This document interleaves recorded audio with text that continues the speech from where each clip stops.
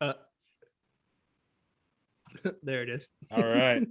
Welcome back to another episode of the Working Class Fishing Podcast. I'm one of your hosts, Brian, and John Morris is over there to my left, your right. And down below us here, we have Mr. Jason of 2Bruvsfishing. The other Bruv, Big Alex, is not available today. I think, what was it that I heard? He's down at the He's at pub. the pub with his mates. Oh, okay. So having a good time down at the pub, having a pint, right? So I mean, to be fair, he left his laptop here, so I've got the laptop. Well, do you? We only got one laptop for the both of us. Do you think it would work out too well if he was in the pub trying to do this interview? I mean, that whole atmosphere of the pub, right? You get everybody and all that. Listen, mate, he'd either be barred from the pub, yeah, or he'd get the laptop nicked. Stolen, basically, yeah. So for our listeners out there that are listening to this in podcast land, if you notice, Jason has a little bit different accent than the rest of us. Not making fun of you or anything, Jason, but he is from the UK, so he's coming to us live nighttime his time, morning for me, midday for John. So we're spanning like 12 time zones or something like that to make this happen. But what makes Jason and Big Alex special is that they are anglers in the UK. They fish. Two big species that you will see that they fish for are zander and perch. And I'm going to let Jason elaborate on all this stuff. But before I go too far into this and do all this crazy stuff, Jason, tell us a little bit about 2Bruvs. Tell us a little bit about yourself, and tell us about your beginnings. We talked about it before and all that, but you tell it so well. I'm gonna cut it over to you, Jason, and have you carry on here. Well, first of all, Brian, I'm currently residing in Belgium. Oh. So I'm only going to be here for a couple of more weeks. Alex, Big A's basically back in the UK. He came and visited me a couple of weeks ago, but he went back, and the only reason I'm still here is because basically I'm not bothered with the 10-day quarantine thing. I'd go mad. There's no fucking way that I can manage 10 days in the house. No way. Give me £1 million, I'm not doing it. So I decided to basically stay put here in Belgium and wait for the whole COVID restrictions to go away, which by the looks of it ain't happening, because the UK is gone back to a red zone thing. So if I go back now, I'll have to do 10 days quarantine, which there's no bloody way I'm doing it.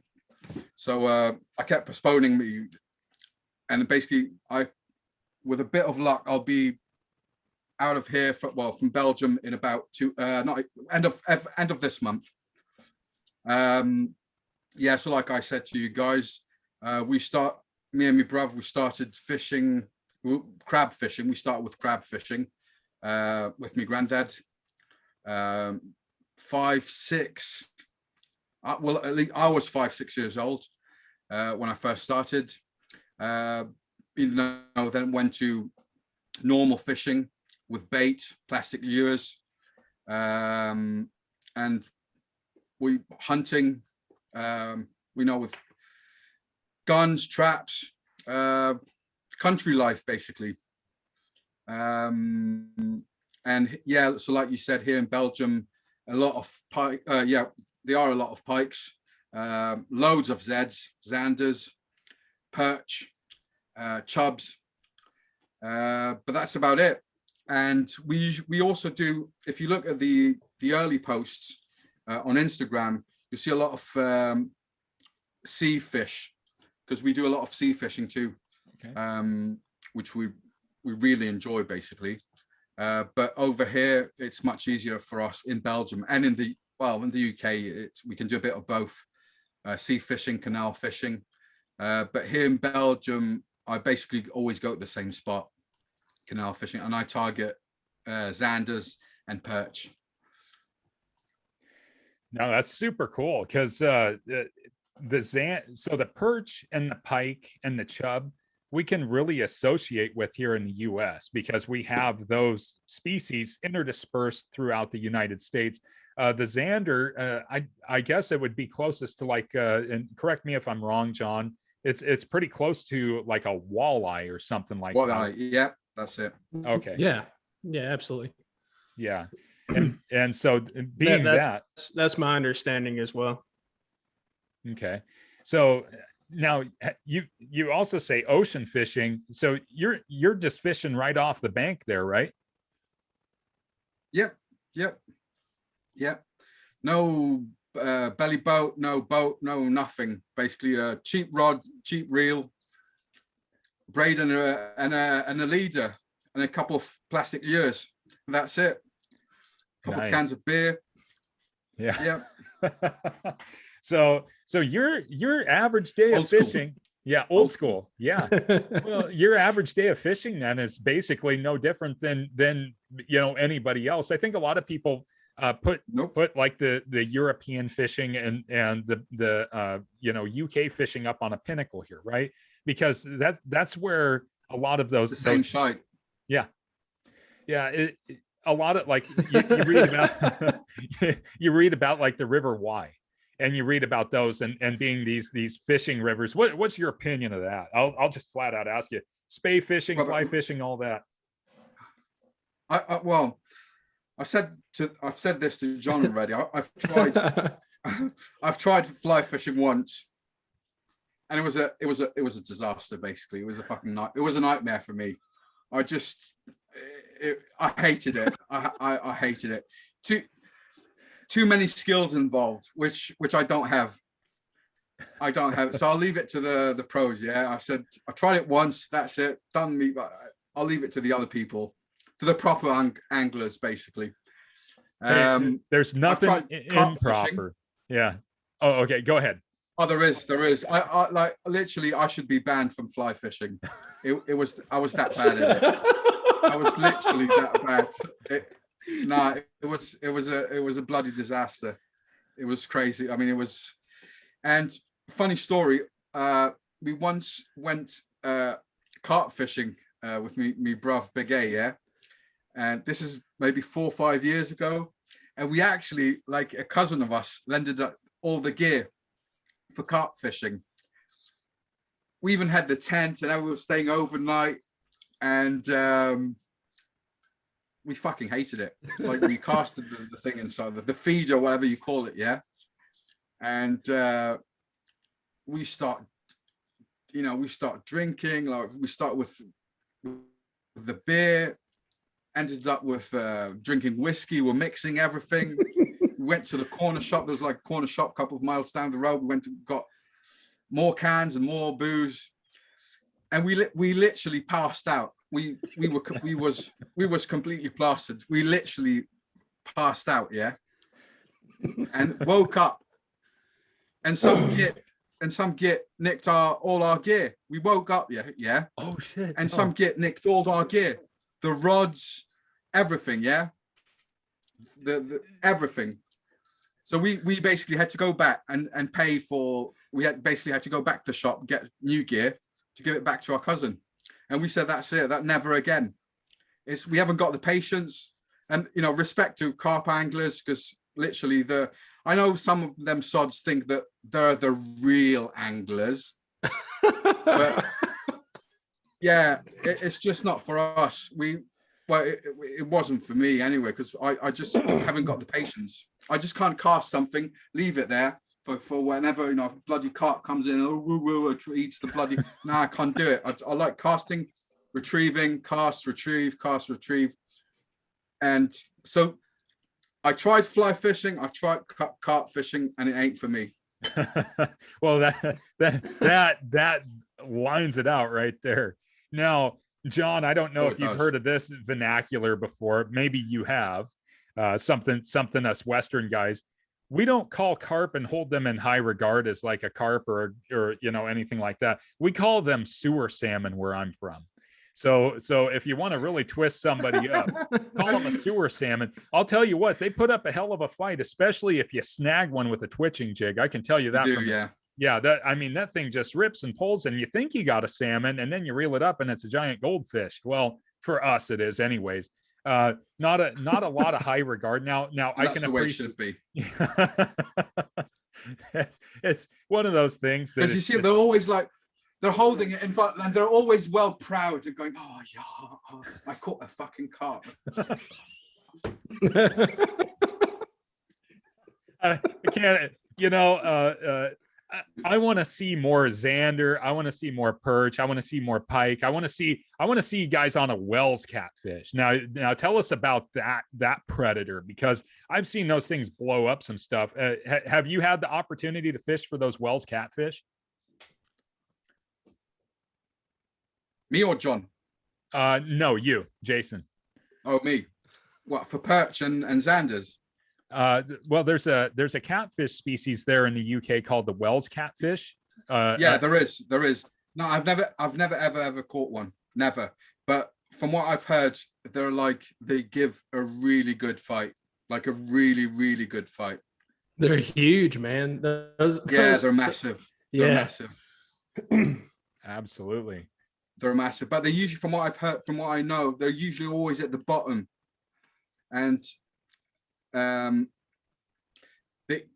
apparently, I don't know if this is true or not, but they literally go for anything. You can chuck, you could cast a piece of meat, spare rib or whatever, and they'll literally go for it. Wow. And they give from what I heard, a brilliant fight. Brilliant. That would be some say, and like John said, there some of them are well massive, like they're huge.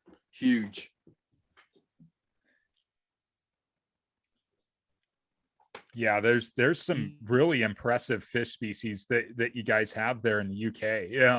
I don't want to steal all your thunder, John, here, so just jump in. Oh, no, you're good. Because I'm fascinated.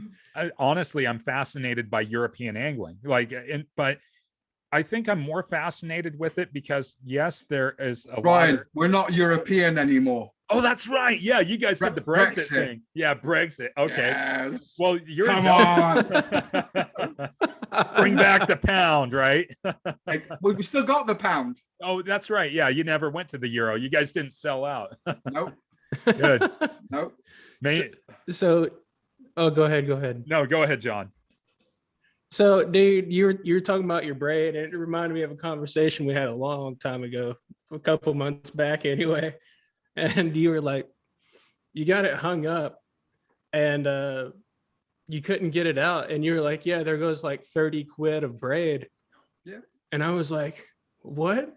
Oh yeah. And I went and checked out the price conversion to make sure I wasn't just losing my. It costs an arm and a leg. I don't know about you guys back in the States. No, dude. In the UK, it costs an arm and a leg. Like we're talking about the cheap ones cost maybe 20 quid. Like for a decent one, decent braid, maybe 20 quid, which is maybe $25. I don't know. But no, that's like 20 quid is like $45. Oh, there you go. Yeah. And I lose that amount on a weekly basis. So I'm that shit. And the funny thing is, yeah, I know where there's snags. I know, I literally, when I cast, I go right at that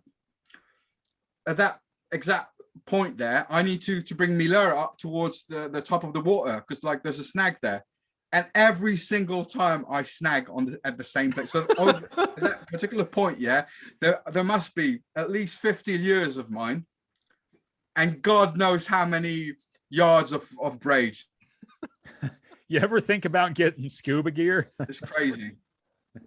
Go dive back down there and go on. Nah, mate, you wouldn't want. Nah, mate, you wouldn't want it. It's the water is green. Oh, yeah. There's the stuff that I see. Masks, condoms, dead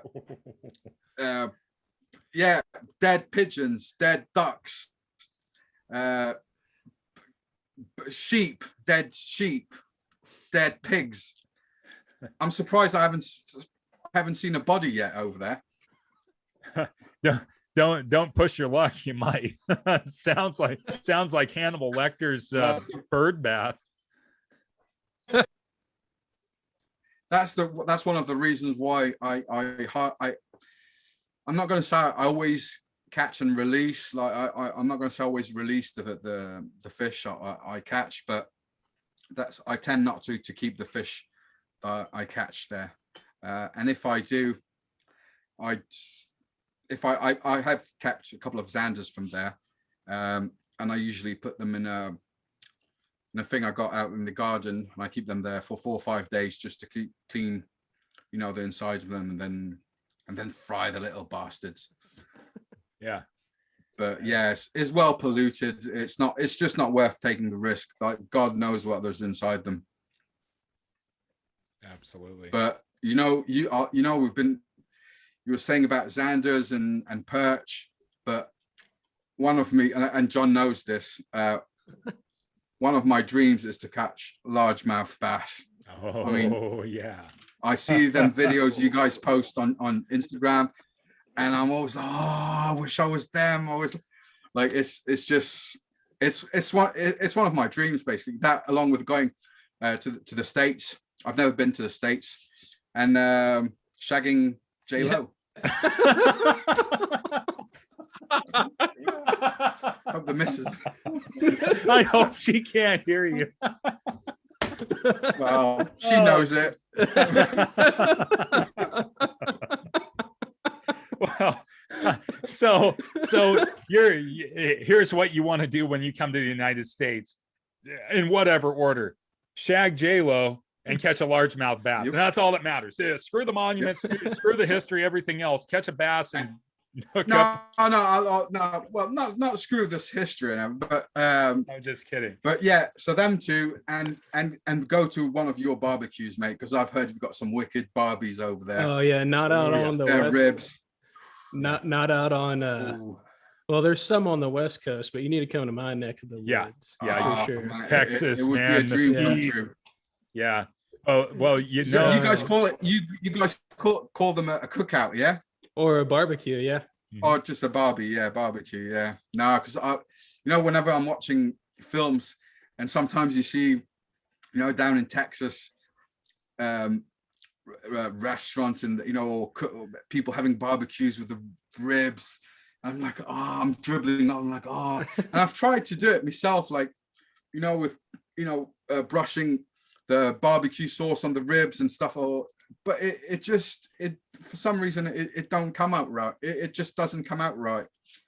It's probably because us Brits are basically rubbish at cooking, or I don't know. You guys got some pretty famous chefs that came out of Britain, but Yeah, what? Gordon Ramsay and the other Marco Pierre White or whatever. Jamie Oliver. Whatever. Oh, Jamie Oliver, yeah. Nah, I can't remember who said it, but he once said that the Brits should serve the English breakfast 3 times a day because that's the only thing they can cook. Hey, what about fish and chips, man? I mean, you guys are like the father. No, of fish. yeah. So we're good. We're good at that. Fish and chips. Yeah, with vinegar, salt and vinegar. Yes, yeah. Lovely, jubbly. Yeah, just like that. Boom. Yeah. Well, that's what And I the Cornish pasties. Oh yeah, those would be good. I don't even know what that is. Oh, did we lose Jason? Well, hopefully his stream didn't break down too much. Hold on, I'll go ahead and pause. Okay, so what is a Cornish pasty? No, so I think you guys call them empanadas. It's basically pastry. It's meat, potatoes, onions wrapped in pastry, sort of like a D shape. Mm-hmm. And they're really good. They're really tasty. Well, I like them anyway. So, but yeah, so that with fish and chips, proper fry up English breakfast. Yeah, Cornish pasties, sausage rolls, the haggis. Yeah, yeah. Although that's Scottish, but yeah. My gran was Scottish, so I can kind of no, it was the bat. Do you know, have you ever heard of a battered Mars bar? No. Oh, is it like it's like a fried Mars- candy bar, right? Yeah. Oh, Fried Yeah. battered Mars bar. It's basically a Mars bar. You had the chocolate, battered and deep fried. Oh yeah, son. We've got deep fried Oreos. I swear to God, you could deep fry anything and it'd be good. You could take a football As long and deep as you fry it, and batter I'm it. sure yeah. I bet it tastes good. You know what I mean? But we got deep fried Oreos, dude. We got deep fried Snickers, Oh, yeah. son. What about Twinkies? Son. Twinkies. Oh yeah, no, dude, them are good. Yeah. Twinkies, what's that? Oh, it's like.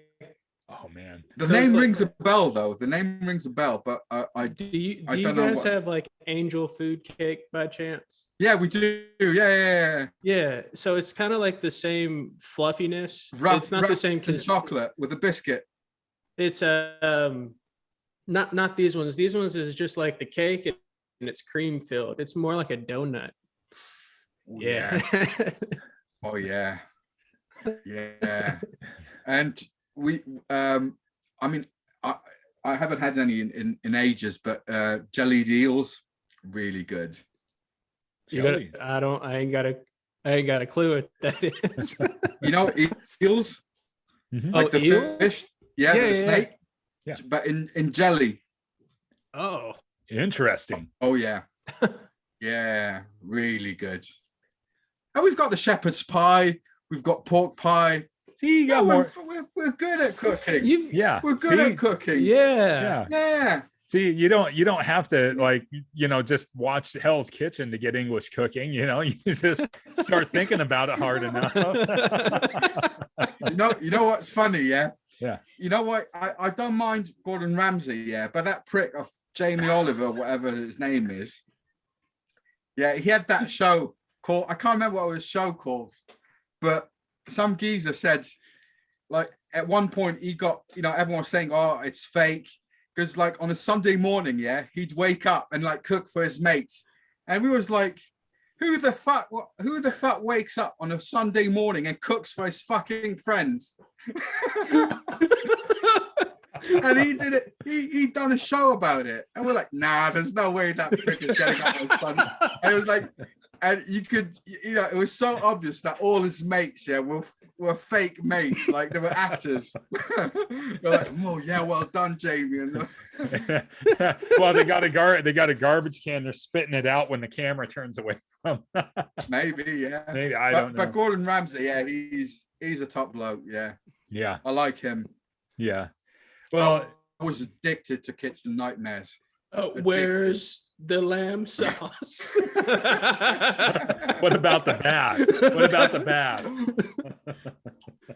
That's a good one. Oh man. Oh yeah. So we're talking about all this great to food. come back to your you guys, the barbecues that you guys are. I mean, that would be a dream come true. So Like them steak houses you guys have.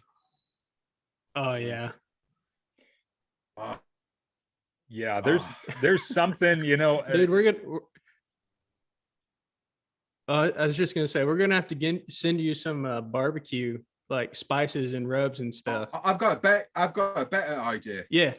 Give me a fucking green card. yeah, Trump. I know it's not Trump. It's what's his face called? Biden. Biden. Yeah. Give us a green card. We'll send this straight over to the White House.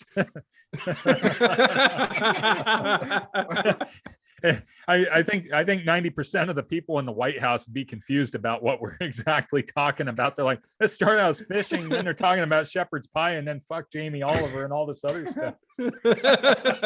Gosh, bastards.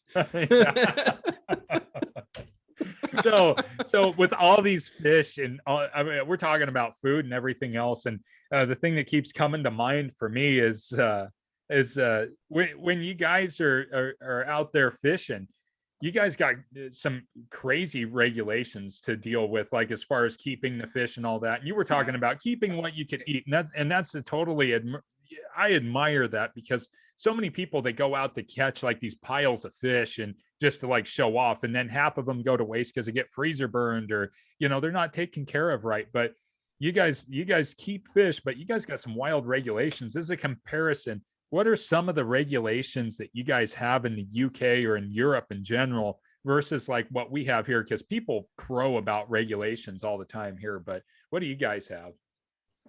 Well, a lot of a lot of stuff, but you've got to have a rod license. This is in the UK, yeah. Laws are a bit different in Belgium. Well, I think you have to have one in Wales too, don't you? Yeah, well, in Britain, so it would be Wales, Scotland, and England. Okay. So you have to have a rod. Be a member of an angling club. So yeah, for example, you've got to have a unhooking mat.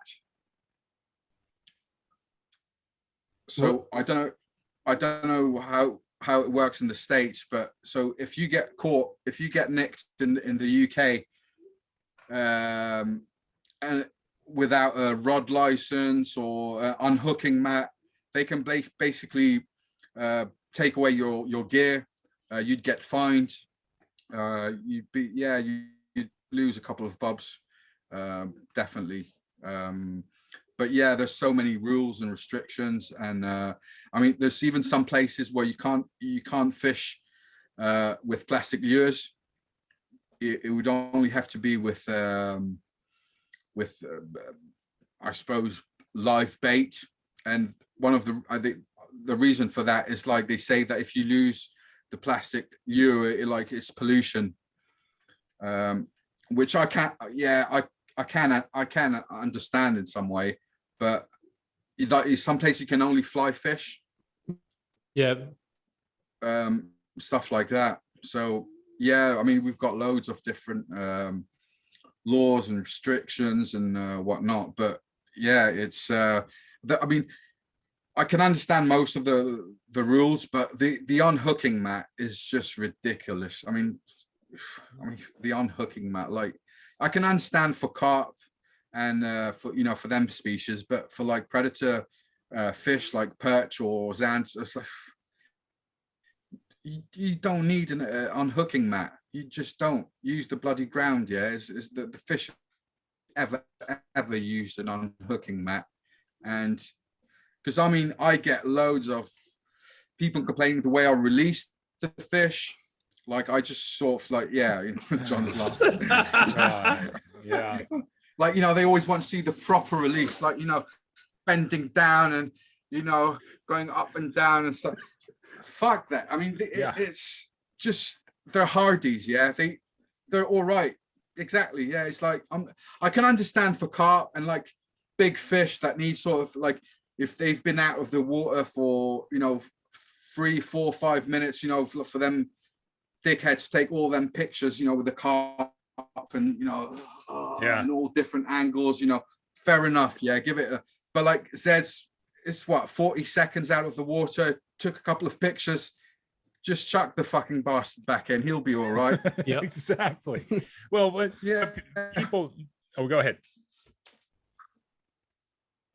No, I was just going to say, like, in some parts of especially in sort of private properties, they'd ask you to, like, while you're taking the picture, yeah, they ask you to kneel down just in case the bloody fish falls and hurts itself, and like not to chuck it back in. And always answer them people saying, oh, you shouldn't chuck the fish back in the water. I was like, when you go to the fucking swimming pool, yeah, and you dive off the diving board, does it hurt? Does it hurt? It don't hurt. Same thing for the fish. And in some cases, I know this for a fact, yeah, especially for Xanders, it's actually better because the shock with the water, it basically wakens them up basically again. And if you look at some of the videos, the releases I do, you see that the fish go straight down to the bottom. and they're fine. They're like hard bastards. They're hardies. Well, what I was gonna say Dude, to so that. Go ahead, John. yeah, I was just gonna say, like everyone holds a fish. Everyone has their own species, and some people just, fish in general. They hold them in really high regard, which I appreciate. But at the same time, if you didn't catch the fish, it's really none of your business. Mm-hmm. That's what, yeah. If I catch a fish, I can do whatever I want with it as long as it's legal, right? Yep. And I only say this because I had a real close friend of mine. He got really upset about something. Someone caught a lionfish out in Florida, which is, I don't They're know if y'all are quite dangerous, familiar aren't with them. they? Mm-hmm. To an extent, they are Yeah. very dangerous. They're an invasive species. And anyway, this guy caught it and he cut all the barbs off of We it. do the same. Yeah, cut them all off. And my friend was really beside himself, which is understandable. He was like, "Why would you do that to a fish?" And I was like, "Well, man, I actually called People step on Florida. them, and yeah. Yeah, I called Florida Game and Wildlife that morning because I wanted to know, because the guy posted it all over Instagram, and that was the wrong thing to do. And he was making a bunch of jokes about it, like, oh, needed a haircut. And then he literally posted all the pictures of him doing it, which is just wrong. Like what he did, not necessarily wrong, because you can eat those fish. It's safer.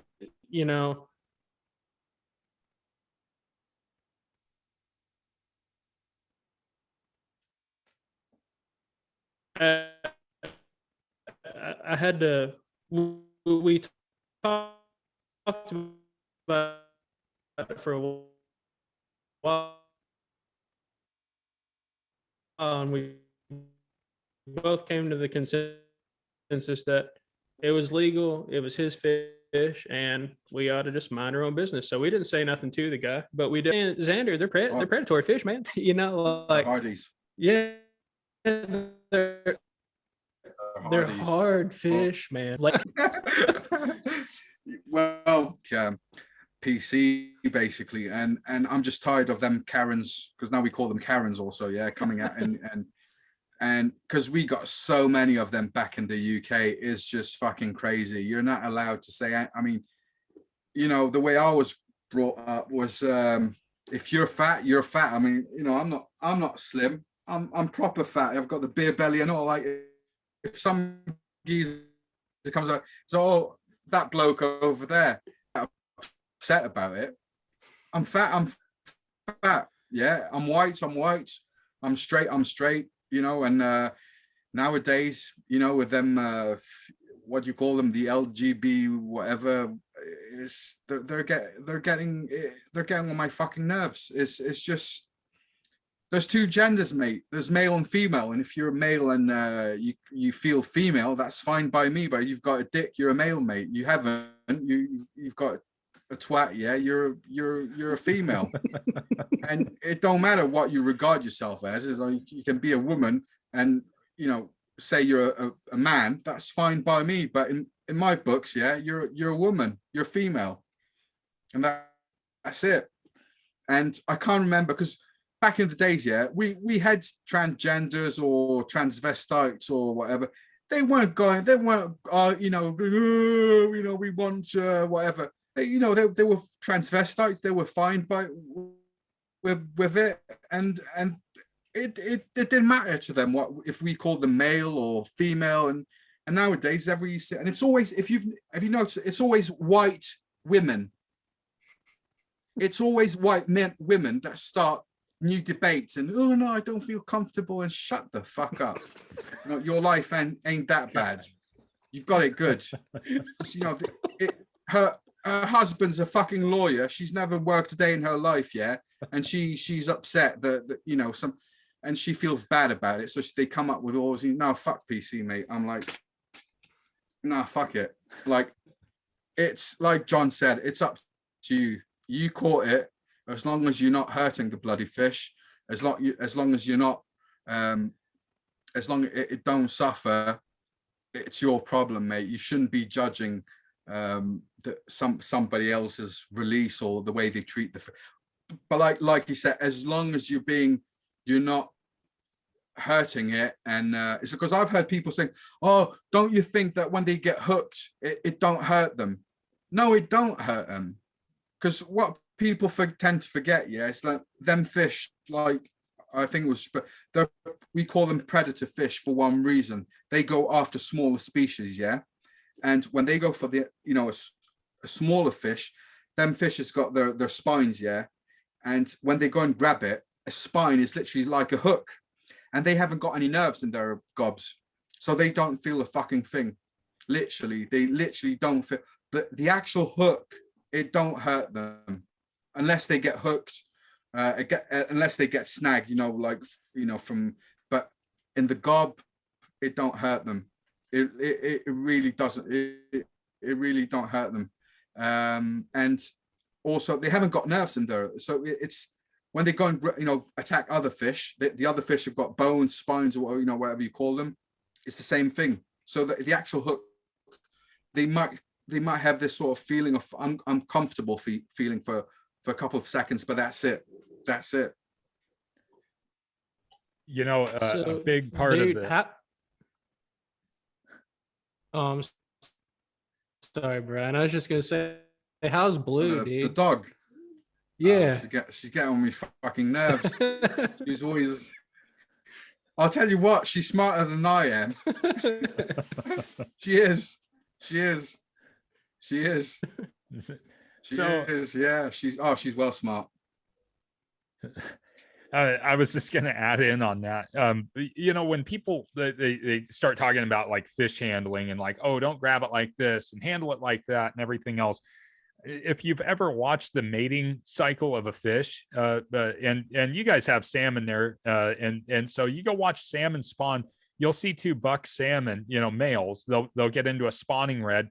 One will grab the other one. They'll rip a chunk out of the side and they'll fling them up the side of rocks. They pound back down. The other one that got tossed up the side of the rocks with a chunk ripped out of it flies towards the other one, and they basically have a death match. Straight away. It's unbelievable. Fish are incredibly tough. How you handle them is up to you.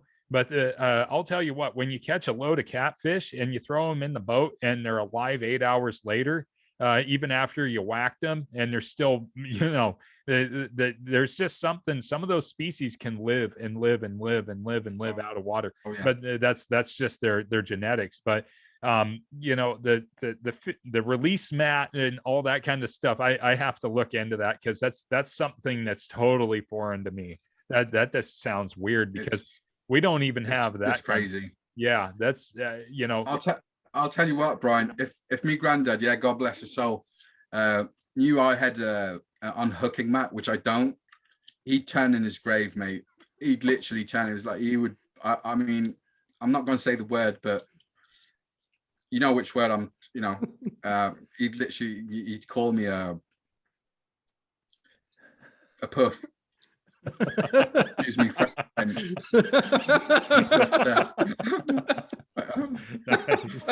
Shout out to Matty B. Real adventures with Matty B. He knows what I'm talking about. Oh yeah. Nice. Oh, bloke. Dude, Matty's hilarious. He's a legend. He's a legend. I nicknamed him the Godfather of Bass. Yeah. He literally, I've got this impression, that whenever Matty casts something, it don't matter what it is, as long as he casts something out, he's going to catch something. He has caught every single, he's caught so many different species. It's just crazy. He's a top angler. He knows his stuff, and positive attitude, always up for a good laugh. A bit like us, basically. Dude, John, you, Brian, Brandon, the Gold Tuff angler, fellow British angler, always up for a good laugh. Because I suppose that's what our community is about. Is, some of us know more than others, but there's this sense of brotherhoods, yeah, that we're all part of the same family. And it don't matter if you're in the UK, in the States, in wherever, yeah, it's like we're part of this big family. And yeah, we do get in, you know, sometimes in some arguments, and we're not always, we don't always agree on everything. But and I think that's what the fishing community is all about. I've met, you know, people that I wouldn't have dreamt meeting, like John, you know, you, Brian, Brandon, that stuff, you know, Matty B. I mean, so all people on the other side of the pond, mate. Well, I've never been. It's just crazy.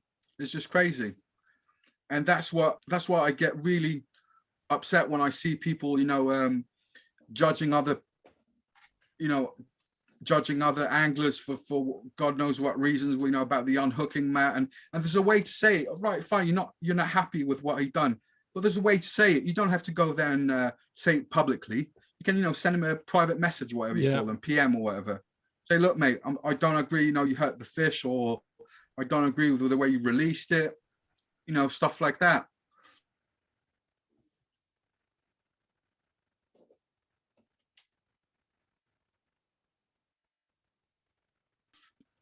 My sons, yeah, they're always taking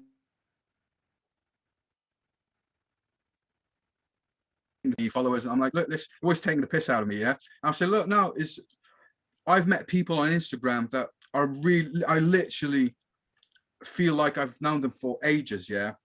And I get along really well with them, and like because you know, for some reason I've never been to the States, yeah. I'm not going to go into it, but that's the YouTube, Instagram have brought me closer to stuff that I admire, like the States, or, you know, bass fishing, stuff like that. And that's why it should be, we should respect that, and not always judge and go straight, you know, to and judging and name calling because, you know, he didn't release the fish the proper way or stuff like that. It's, you know, that's what I'm happy. That's why I'm really, I really appreciate you guys, because like you invited me to your show, the podcast, whatever you call it, and it's something I you know, I wouldn't have been able to do like so many years ago, like 10, 20 years ago. I could only dream about the States. I could only dream about bass fishing, because, you know, back in the UK, unless you got the dish, the satellite dish, you only get BBC One, BBC Two, ITV, Channel 4, Channel 5, 5 channels, and none of them are showing fishing or whatever. Like, so that's what I'm really grateful, you know, about YouTube, Instagram, because I've met so many top pieces there and nice people, regardless of, you know, they can be from the UK, the States, the Europe, or whatever.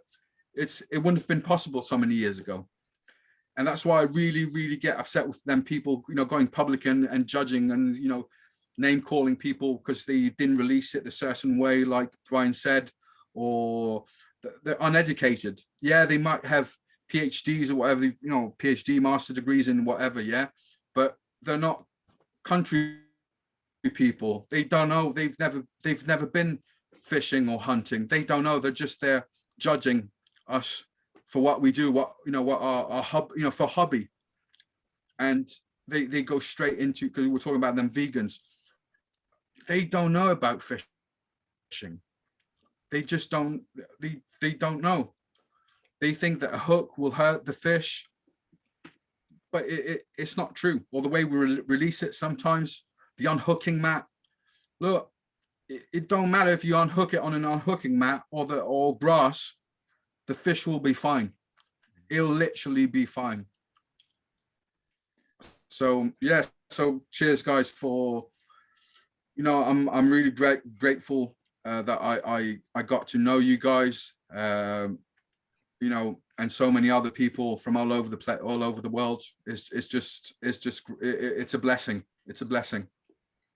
Dude, likewise, it really has been. I remember, I think I met Eth, right? Or Eth, I don't know how to, I Ethan, call it. Yeah. I met This is going to give birth in a few weeks. Yeah, real soon. He's about to be a dad. Yeah. He's excited. I met him through Brandon, and then very shortly after I saw that you commented on one of his things, and that's how we started kind of talking. And you've been a top. You're a gent, dude. I love the shit out of you, bro. I Like wouldn't say I you, wouldn't call myself a gent, but no, like but you're real and you're kind. But it's we really have been very blessed and fortunate in our Instagram community for the fishing side anyway, that we've got a lot of good folks. Oh yeah. I mean, there's a lot of asshats out there too. Don't get me wrong, but there's a lot of really good people there too. There is. Oh yeah. And I mean, we know what's crazy is the fact that some like you were talking about Eth, he was like, he started the West Midland, guy's gonna kill me, I can't remember the bloody name for it. WM Angling. Yeah, West Midland something, yeah. And he was saying that he got so much hate comments. And I'm like, fucking hell, mate. He's like, he's not gaining anything from it. He's not winning money, earning money out. It's like out there promoting people's accounts and stuff like that. And he's just doing, I mean, I know for a fact that he spends a shitload of time posting them pictures and like some, because like sometimes whenever I post a pic, I'm just not bothered writing anything. I just go, here's today's catch or whatever. He literally goes on and writes a shitload of stuff, like really he goes into details, yeah. And like he must spend time, like I'm sure you don't come up with it just like that. He literally spends time, to come up with that stuff, like Brian's doing with his page, and Brian, John also, he sometimes, and I really take the time to go to read through the whole comment. Yes, you do. Because I know you guys spend time doing this, like even with them podcasts, it's just out of respect, and obviously I'm interested in what you guys are saying and writing or whatever, but sometimes I do it out of respect. With Brandon, sometimes he goes on, he talks about his military background. I know John is an army vet. Probably you, Brian, too. Yeah. No, I'm not actually. Oh, sorry. You look like one anyway. Yeah, you look like one. I don't think but I've ever... like Brandon, out of respect, if he took the time to write all that stuff, I'll go through it. And I'm not, listen, I dropped out of school when I was 15, 16. I'll literally, and I'm not good with words or numbers, but I'll take the time to read through it. And if I like a post, I'll make an effort to try post a comment, because I know it helps. It gives it helps sometimes, and it just like, and it don't matter, they can put a thumbs up or whatever. It's just, and I'll take the time to respond to it too. So, and that's why that's what's good with this fishing, this angling community, that like we all got each other's back in some kind of way, especially with because there's people out there, they're in it for the fun, for the pleasure, but like I can't remember, there's one Scottish bloke Instagram accounts called fishing for mental awareness or something like that. Scottish bloke, top bloke. Like he literally he wrote that he's in it to help himself, to sort of because he has mental issues, and it helps him. How can you not just take the time to give him once every a thumbs up, or well done, mate, good catch, and stuff like that. It's sort of a therapy. Yeah, that's it. It's a therapy. And that's what I find really good with this fishing community. And I just wish more people, because maybe out of the whole fishing community on Instagram, maybe only 30 or 40% of us take the time to respond to someone's post or comment or something. And, if you're not going to write something good, something help, I'm talking for myself, I can't talk for you guys. Just unfollow me. Unfollow me. I don't need you. You see what I mean? Yeah. That's what I like with this fishing community. No, dude. Like, what's crazy is you know NorCal Tenkara, you know Nick. Yep. And Nick gets some hateful, I'm talking like absolutely hateful comments. Why? Nick is just because, you know, like, oh, you're killing that fish or all this other stuff. And it goes back to, you know, like the minding your own business Exactly, thing. yeah. And Nick's one of the nicest guys I've ever met in my entire life. And people are just, like you said, man, if you're going to take the time out of your day to do more than leave a thumbs up, then why be an asshole? Exactly, yeah. Yeah. You're wasting your time, because all I have to do is remove your comment and block you, and I'll never hear from you again. You're wasting your time. Stop. well, one thing that's one of the reasons. Oh, sorry, mate. Yeah, go ahead. I was just going to throw in there. One of the big things that I have come up against in a lot of respects to that is I noticed that there are a lot of people out there that act a lot tougher through a keyboard or through their phone than they would be in real life. And the way that I view this, and this is all I'm going to say to this is if you wouldn't say it to that person's face, you probably shouldn't say it online. Don't say it. It's just, it goes without saying that there's a lot of what I call basement dwelling, parent coattail hanging, you know, little turds running 40-year-old virgins, mate. Yeah, exactly. You're hiding out in your parents. Yeah. You're hiding out in your parents' basement. Your face isn't out here. My face is, your face is, John's face is. You see us on the riverbank, you don't like it, come up and tell us you don't like it. Otherwise, if I see your face and you're going to have the nerve to say something to me, guess what? I'm going to probably come up to you on the riverbank, and I get a little bit unnerved. I get a little I'm going to do sideways. time. Yeah. I don't put up with that too well. You know, I can respect the old buzzards out there that are screaming at each other more than I can a guy that's gonna sit there and chastise me through the internet, because number one, when I look at some of these people on the internet, they're playing Vanity Fair with the damn fish, you know. And like you said, you know, we know what a fish can handle, right? We know that we can pull it out of the water and it could probably stay alive for quite a while, right? But you know, they're out there, they're taking pictures and making duck lips and God knows what else they're doing. You know, take a picture of the damn fish, throw it back in the river, or whack the son of a bitch and eat it. You know, it's your call. But you know, if you see me taking a picture of a fish that you hold in high regard and you don't like the way that I'm holding it or something else, you know, you can message me. But if you're not going to come up to me on the river and say that's wrong, and you're just going to sit there and say, well, that's not the way I do it, blah, blah, blah, you know, and you're going to hide out in mommy and daddy's basement, your opinion means that much to me, and I really don't care. So anyways, my rant's over. 100%, mate. No, I agree with you 100%, mate. It's you're spot on. You're spot on. It's they're fake gangsters, basically. That's what you know. Probably they're upset that their girlfriend or wife or whatever is shagging someone else, or you know, and it's pathetic.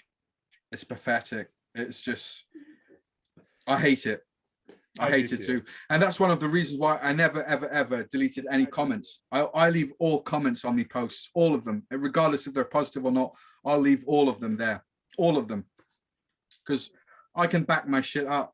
Basically, I can back it up. If you're not happy with it, and like you said, Brian, it's in some way, if they, like you said, if they've got a profile picture of them, you know, because some of them, if you know, they always blur their faces out, or they'll put a emoji or whatever you call them on their face and stuff like that, or they've got them a sort of nickname on their as a user account, whatever the username.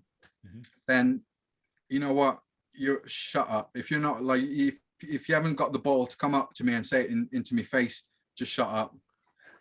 They're bullies, basically. They are. bullying. Yeah, it is bullying.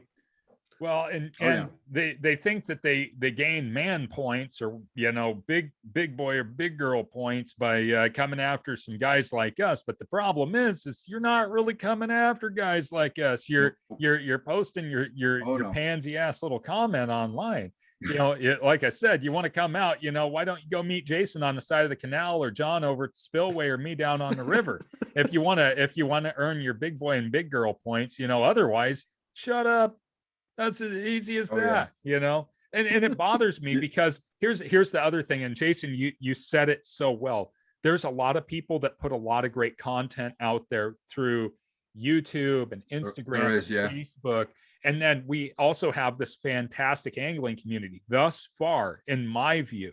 And you guys probably have some other people that I don't know about and all that. But in my view, our community on Instagram, which is where we've pretty much centrically focused the majority of our time with our social interaction, has been a very positive community. And the folks that listen Definitely, to yeah. this podcast, we're not talking to those people at all, because the people that listen to this podcast, I mean, they're just so supportive, so awesome. I can't say They're enough like good us. stuff. Yeah, Yeah. exactly. It's all reciprocated. Us going out and commenting and liking and sharing the experience, even trying some of that stuff, it's just everybody's sharing knowledge and passion and care. And we do have a great community, and we have people Well of said. all different races, all different backgrounds, everything else, and everybody Yep. gets along. And that's the amazing part of the community that we have, is that That's the beauty of it. Yeah. Yeah. it really is, because we have some wonderful people. We have people internationally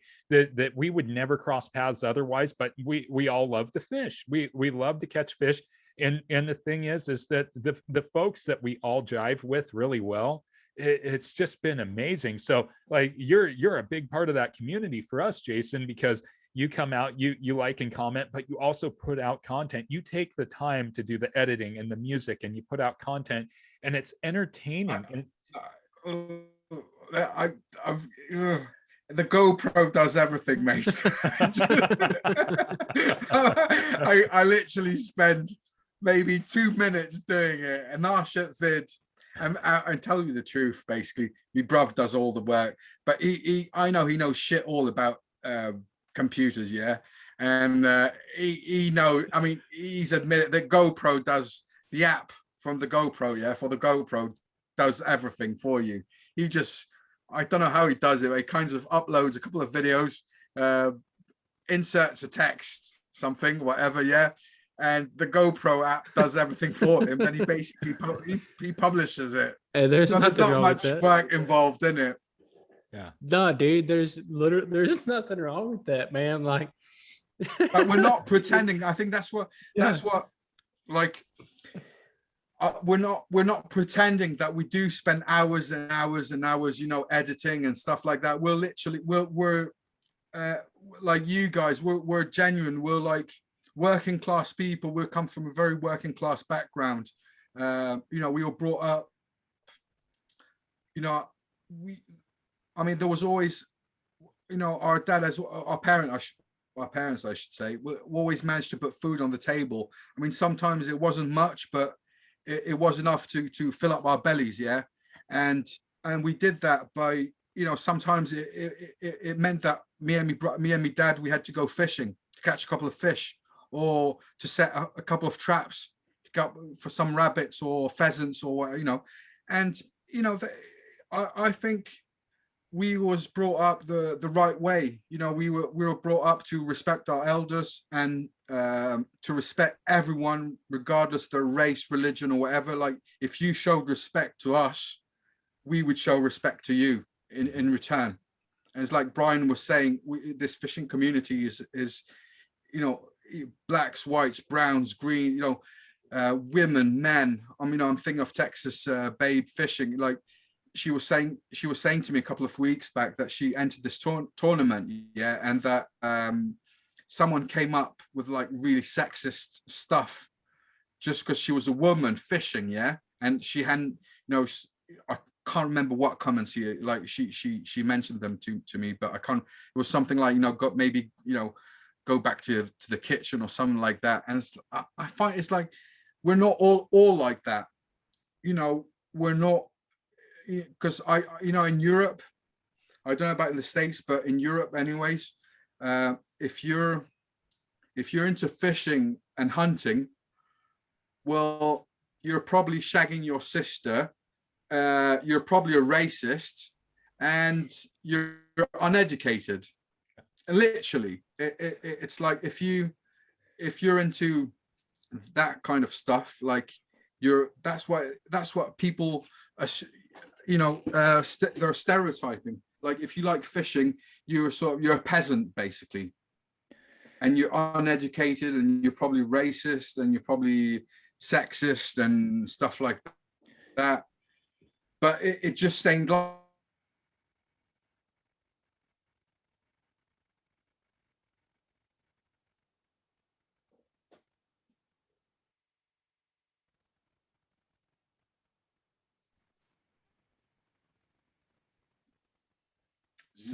so yeah, so we keep having these streaming things, but it's probably just because of the data going internationally and stuff like that. So nobody's to blame here, but this is as real as it gets. So podcasting on a budget, of course.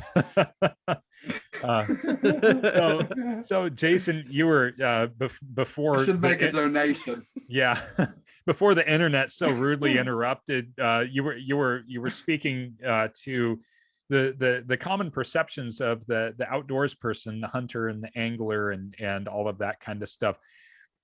You were talking about just that whole mentality people have against hunters and anglers in Europe, and I think John, he can resonate this with me. There's a very similar culture to that here in the United States as well. A lot of people, you guys might say peasant as being somebody of a simpler mindset. We're known as rednecks or hillbillies. Okay, rednecks. So you can add that to your lexicon of words. If you say, yeah, well, I'm a redneck, somebody will be like, what the hell are you talking about? Anyways, that'll send somebody sideways. But a lot of people regard hunters and anglers and trappers and people that spend time outdoors and you guys have a lot of vehicle restrictions here. Land of the free, we can have a 8-foot lifted truck with tractor tires and a V8. Fine. Yeah, we can go tear it up. I'll tell you something. We've got loads of poachers. Remember that. Yeah. Oh yes. I can guarantee you that loads of Brits can hunt, can fish, can go out setting traps out there. We've got like the traveling community. They can anyone that is from the traveling community can fish, hunt. They're like proper outdoor people. Yeah. Even though, like you said, we've got a lot of people from the rest of the world think, like, whenever they think of Brits, they think about sort of posh people and the Queen and Prince Charles, or hooligans. Sometimes I went to some places where they, oh, you fucking hooligan, you're a fucking hooligan, and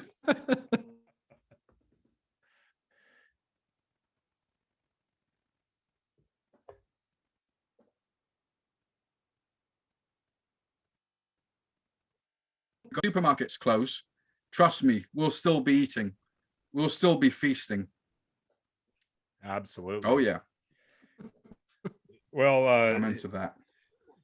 So you got all these perceptions of what it's all about with the European anglers or folks that fish and hunt in Europe, and like you were saying with that poshness of people thinking that folks from the UK or they have like a different attitude and mindset and stuff like that. But when you really break it down, I believe that the English culture probably has some of the oldest hunting and angling history recorded out of any culture at all. That's one thing that you can look back at, is that the British culture, English culture and Welsh culture and Scottish culture, however you want to, Scottish, Irish. Yeah. Irish, yeah. You Oh, yeah. take the entire UK, and then you look at like colonial Africa, and you look at the big game hunting, like not to track off from fishing, but the finest, largest big game sporting rifles were made in England. Holland made these rifles that were meant to take down Cape buffalo and elephants and everything else, you know. So this whole hunting culture and big game culture of big game hunting, some people call it trophy hunting, but it's really, you know, you're hunting big game. That's all indicative to England. So us in the United States can trace our roots back predominantly to the European hunting culture, which is something that, you know, hunting and fishing and trapping and outdoor culture. It's maybe done a little bit differently. Maybe it's cast a little bit differently and displayed differently. But Yeah. in general, when I watch your videos, Nowadays. yeah, when I watch your videos, and I'm sure John does too, you got a spinning rod, you got a soft plastic, you got a beer, and you got your clothes on, and you're just out there fishing, That's it. no different than we do. No, no, no. And you know, I've said this before. I've said it a million times. Me and my brother, we literally fish with the cheap stuff. Well, I broke my rod a couple of weeks ago, but that rod that I broke literally cost. If I got it from Decathlon, and I bought it for less than 30 quid. The reel was less. It was another 30 quid. So it the reel and the rod together cost. It was under 70 quid, and I had it for more than 4 or 5 years. I had it for at least 5 years. I think, or maybe not 5, but at least 4, using the same rod, the same reel. I did change, you know, obviously, you know, leaders and the braids, and I lost a ton of hooks, jig heads, lures. John's laughing. But it was the same rod and the same reel, and I caught a ton of fish. And I'll tell you something else, mate. It's, you know, there's this perception that angler fishing is an expensive hobby. It can be, but it doesn't have to be. It's you don't have to go for the expensive stuff. You can if you want. If you've got, you know, if you got the dosh for it, go for it. You know, buy. You will catch fish with the cheap stuff. You will. Like your grandparents, like me, my grandparents, they were probably going out fishing with a piece of stick, mate, like a bamboo or something. And they weren't using Fox Rage or Savage Gear stuff. They were literally using homemade spinners. Mm-hmm. Yeah. So, and they were catching fish. They were catching fish, because my granddad, I'm speaking from my granddad, when he went out to fish, it was literally to eat. He went out there. He wasn't. He probably enjoyed it, but he went out there fishing to catch fish to eat, to bring back home for my grandmother and my mum or my dad, probably, and you know, for his children. But he literally, if he caught 3, 4, 5, 6 fish within in 10 minutes, that was it. He wouldn't fish any longer. He was back home bringing, you know, the grub. And I mean, we tend to, I mean, we regard fishing as a play, you know, hobby, and we enjoy it. So, you know, I don't mind going out there fishing for 4, 5, 6, 7 hours and straight, and not catching anything. I'm enjoying it. You know, I just love being out there, you know, casting. But our grandparents, when they went fishing, it was probably more for, you know, to eat. Mm-hmm. So if they weren't using the expensive stuff that we, you know, the expensive stuff that we have, that we're lucky to have, like, you know, all these different lures and all these different spinners and braids and leaders and rods and reels, they used. So if it was good enough for them, it's good enough for us.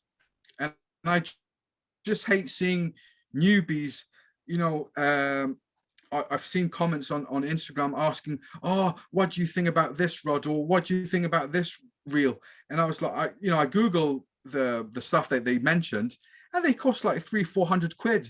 What? Oh. You've never fished before, and you're ready to go and buy a 300-400 quid rod to start off?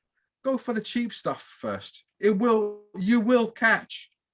I mean, you guys, Brian, John, you might not agree with what I'm about to say, but I genuinely think that fishing, catching a fish, it's 80% luck, 20% skills.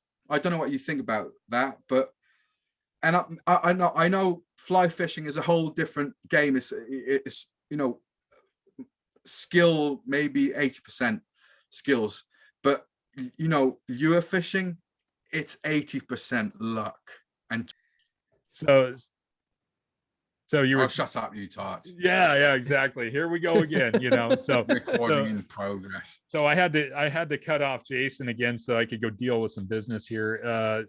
Anyways, you were talking about these kids. They're going out there looking for these, what I guess we would call US, dollars, $300 fishing rods. And you guys are like 300 to 400 quid. Not needing that level of gear. Where do you think, why do you think these kids, think that they have to have that?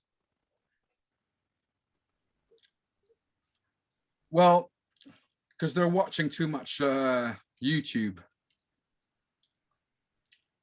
and they see them professionals, and I'm not judging. I haven't got anything against people entering tournaments and stuff like that, but like the what's his face called, Van something. He's a well-known American. Kevin Van Dam. Yeah, that's the one. KVD, yeah. And I always tell them, look, start watching him and start watching Bill dance. The last time Bill Dance was mentioned on this podcast, the internet broke. Well, there you go. I love the bloke. I fucking love him. Although I'm pretty sure a lot of it's staged. It is, and I love Bill Dance to death. Being from I spent so long in Tennessee. That's where I grew up. So Bill Dance was like this fishing icon to us. By the way, you can buy an autographed Bill Dance hat. With a T from his website, the orange hat, yeah. The white and orange hat. Yeah, Tennessee Volunteers. That Tennessee Vols hat.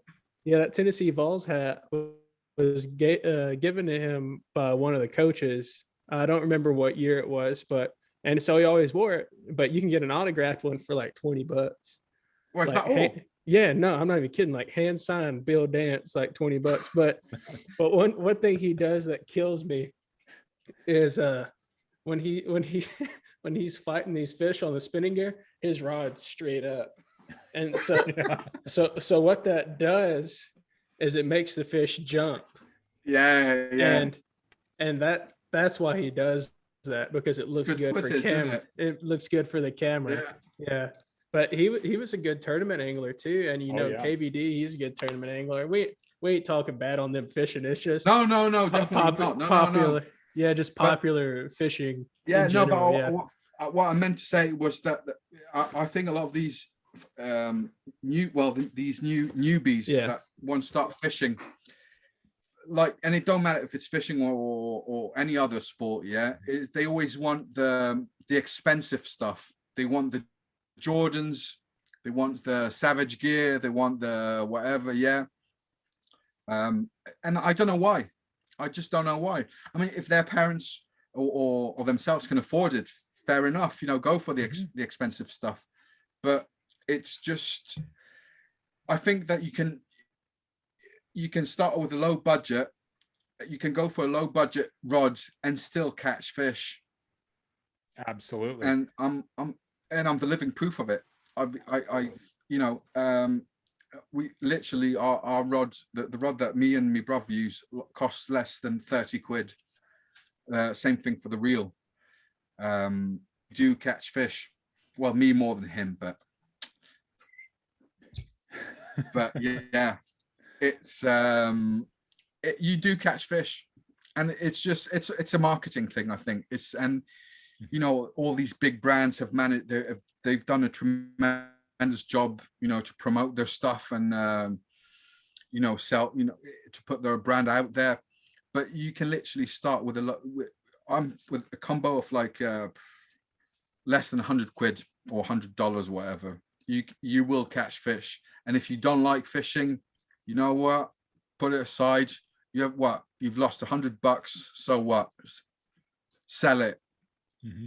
You know, you could sell it for maybe 50, 60 quid. So you've lost what, 30 to 40 quid, and that's it. Absolutely. So it's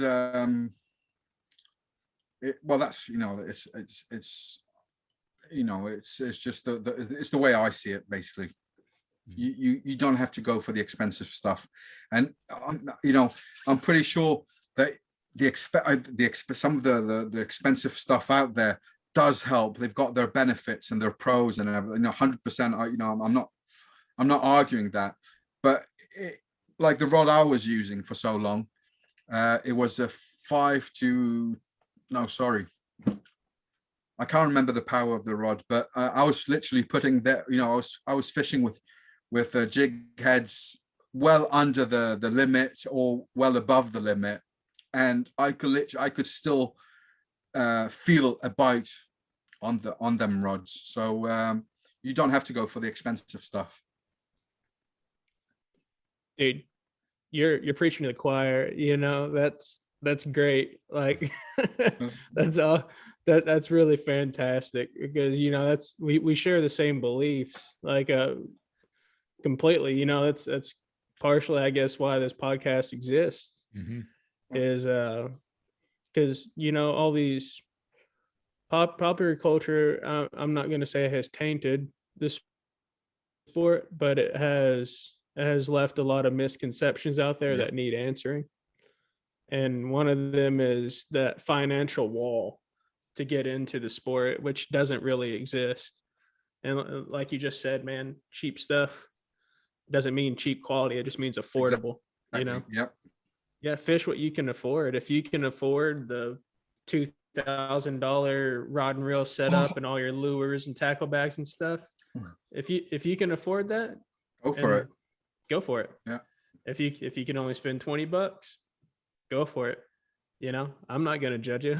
Oh yeah, but there's so many videos on YouTube about people going to what is it called, Walmart, Mm-hmm. and they buy Walmart. the cheapest.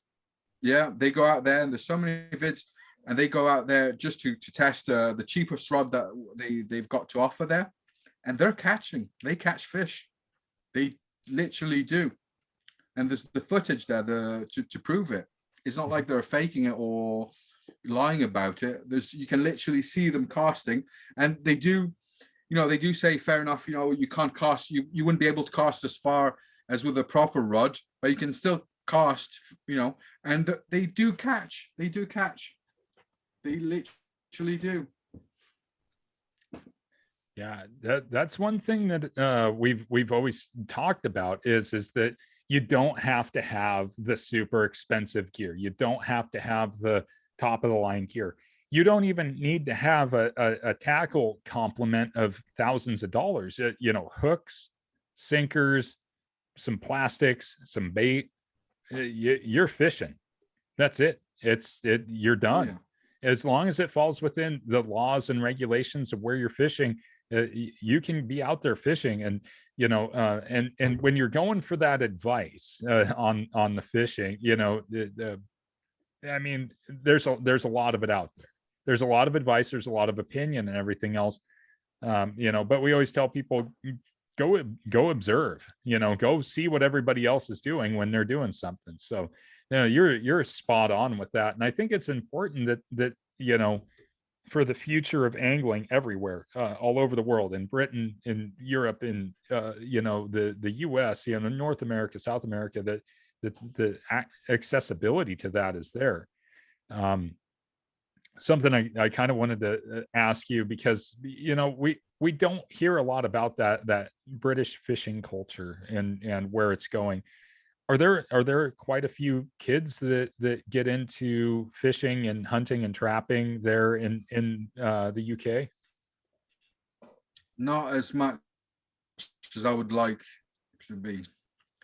It's kind of like I've got 3 sons, yeah. Out of the 3, 2 are interested in fishing. One he's literally not interested. He doesn't. He like if he could, he knows he would be. He would know how. Like he does know how to fish. He just doesn't enjoy it. He just doesn't enjoy it. And I'm not. I'm against sort of forcing someone to do something just because your dad or your granddad or whatever was doing it. If you don't like it, if he doesn't like it, I'm not going to force it. I'm not going to force him to come with me and fish if he's not enjoying what he's so. But yeah, I think it's people are, especially children, are less and less children are. It's I think one eventually it will kind of disappear, unfortunately, especially because there's more and more restrictions. It's the government's well, the UK in England anyway, they're making it harder for people to go and fish, and the fines are. I think, if the bailiff, they can literally, if you're missing some kind of document or not doing something right or within the law, they can literally confiscate all your gear, and they do. It does happen, and so people are just not into it anymore. They can literally go into any supermarket and buy any fish they want there. So why go and spend 1 hour, 2 hours trying to catch it, and risking a fine or whatever, just for trying to catch one. So I think it's a dying. It's like so many other things that now today's generation are just not interested in it because they have it easy. Basically, that's the way I see it. They have it easy. There's internet, there's YouTube, there's PlayStations, Xboxes, whatever you call them. They're not interested. They're just not into the what we like. Like I said, earlier, it's like our grandparents. Did your granddads go out fish for fun, or did they just go out to catch something to eat? For me personally, I never got a chance to go fish with my grandfather, but from what my dad says, it was both. They would sometimes they just go out and catch and release for fun and just you spend a little time out there. And then a lot of times it was for food. And I know for me and my dad, we used to my mom, she told him one time, she said, "Well, did you catch any fish?" And he said, "Well, yeah, we caught a bunch of fish." She's like, "Well, next time, why don't you bring some back?"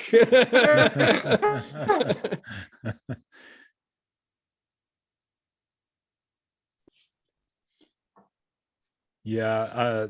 So everything.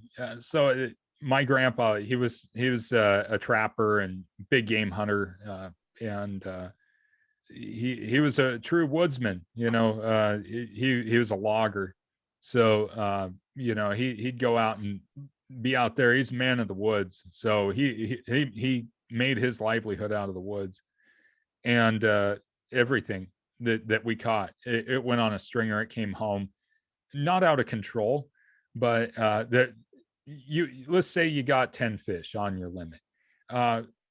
3 or 4 got ate that night, 3 or 4 got ate for breakfast the next day, or 5 or whatever else. Everybody ate on that. If we went out to fish because grandpa got hungry for trout, or grandpa got hungry for catfish, or something like that. Did we need to at that point in my life? No, but when he was growing up, so my grandpa was from North Carolina, up in the Appalachians, in that area, It came from a family of 15. I can tell you, growing up during the Depression in the United States, all that stuff, that there was not a lot of food and money to go around. They did literally do it for survival, and he was very, very good at catching fish. And there was no consideration given to, oh, I'm going to go out and waste bait and catch this thing for fun. If we were fishing channel cats, it went into a gunny sack. It was done and over with. He's like, you're gonna keep that fish. That was it. Grandpa said, we're keeping that fish. That, and it went the same way for trout. It went the same way for perch. It went the same way for bluegill. It went, if we were out there fishing and a fish got hooked, guess what? It was going to get ate, and it didn't matter what it was. And that was more of a cultural thing. So, there was that. When he went out, he said one time to me, he says, I'm hungry for deer meat. And I was like, I'm thinking to myself in my youth, I'm like, it's not deer season yet. He's like, I'm hungry for deer meat. We're going outside of the orchard.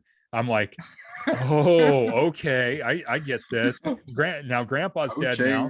Yeah, Grandpa's dead. So the game warden, you can go write a ticket and pin it on his grave. But yeah, there were many times where there were deer that were taken with a subcaliber rifle outside of the orchard and consumed. So I did not know about it when I was younger, that was highly illegal, but Grandpa said, I'm hungry. That was it. Grandpa's going to get food, and it involved a 22 and a bottle of wild turkey. So I think that's all I want to say about that. Good old days.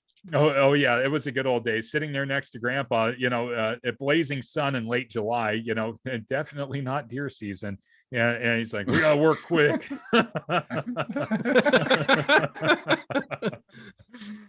Oh, bless.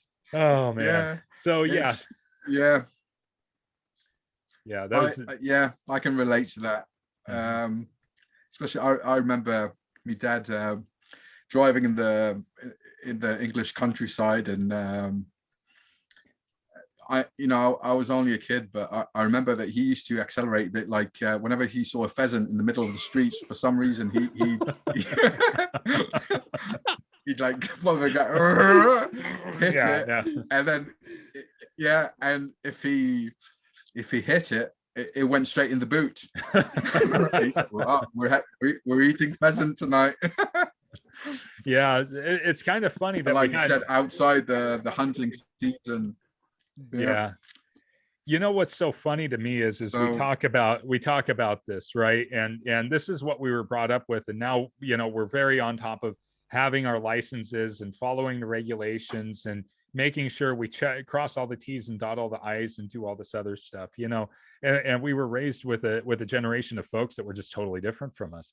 It was like, no, I'm gonna go, in your case, I'm gonna go run that pheasant over in the middle of the road. We're gonna throw it in the back of the car. We're gonna take it home and cook it. I knew folks when I was a kid that would go destroy a car for a deer. It was kind of like, I scratch my head now. I'm like, why did these people do this? You're sitting there in the front of the car, and all of a sudden it speeds up to 120 kilometers an hour or whatever, 80 miles an hour. And you're just like, boom, gone. And here's like glowing eyes, and they're looking. You're like, what is that? Gone.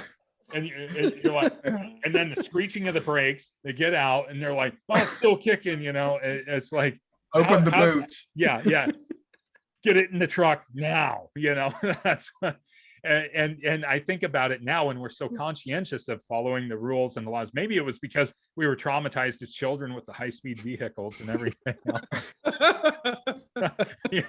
There's like deer fur and crap scattered. It's like, why did this happen? But fish too, it's like, hey, we're going to go down here and fish. Watch out for airplanes because they can see the tip of your rod. You're like, really? They can see it all the way up there. They're like, don't move, like, yeah. So I hate to say this, but I've been to went out sea fishing a couple of times where we didn't catch. I was just a kid, and they brought out a couple of times some of me unks my uncles, yeah, they the the good old dynamite trick.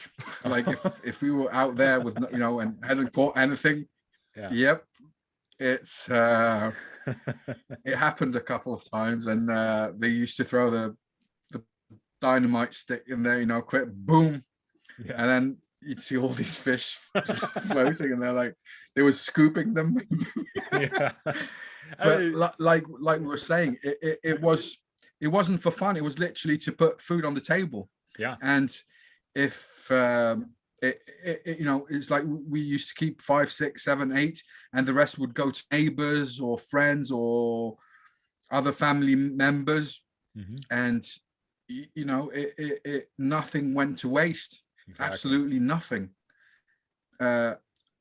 You know, with fish, obviously, with I mean, even with meat, they you know, they would find stuff to do with the skin, the bones, it was crazy. Like literally, I mean, they would even eat the guts and everything, literally everything. Like nothing went to waste. Absolutely nothing. Absolutely nothing. And that's awesome. The other would be exactly, yeah. It's you know, from what I never saw this, but apparently, you know, years and years and years ago, they would make pillowcases out of the fur, stuff like that. So literally, absolutely nothing went to waste. So, I mean, yeah, it's sad in a way that, you know, today you know, there's all these laws and restrictions and rules, and but I suppose people took advantage, and like, you know, people start taking, and they, you know, the governments had to put in had to come up with these laws, you know, to prevent these, you know, certain species disappearing. But yeah, like you said, mate, you know, our grandparents, like it wasn't really a survival thing, but they knew what they was doing, and they did it like in nothing went to waste, basically. So, you know, it's and I think that sort of knowledge is, and it's slowly starting to disappear. I don't know about in the States, but even the countryside in the UK, you know, today kids, even from the countryside, dream about cities. Their dream is to leave their village or the country and to go and live in the cities. So all these sort of the start knowledge and they're starting to disappear. Like nowadays, if you ask a country boy, you know, someone from a village, you know, what he wants to become when he grows up, he's going to say a lawyer, doctor, whatever. You know, the teenagers nowadays, the only thing they want to do is, or whenever they got the chance, they leave the village. Weekends, they're in the cities. They just don't want to stay in the village anymore. It's crazy. It's sad in a way, but I suppose it's how, you know, today's world is. You know, I remember, you know, when I was 6. I'll tell you a funny story. In our village, in Bideford, in Devon, me and a couple of mates, there was this farmer, and he had like 5, 6. Well, he probably had more, but he had like piglets, and we went and we got all the piglets, and with paint we wrote on their backs numbers. So we wrote 1, 2, 3, 5, 6, 8, and then we released them back on the farm. Yeah. So he he noticed that piglets were missing, so he started looking for them, and there was like, and he grabbed them and said, "Oh, 1, 2, 3." Then he caught number 5, and he caught number 6, and then he caught number 8. But he was still looking for number 4 and number 7, and they weren't any, and he kept on for hours and hours looking for 4 and 7. But we literally wrote 1, 2, 3, 5, 6, and 8. So there weren't. He actually caught all the piglets that we and he was like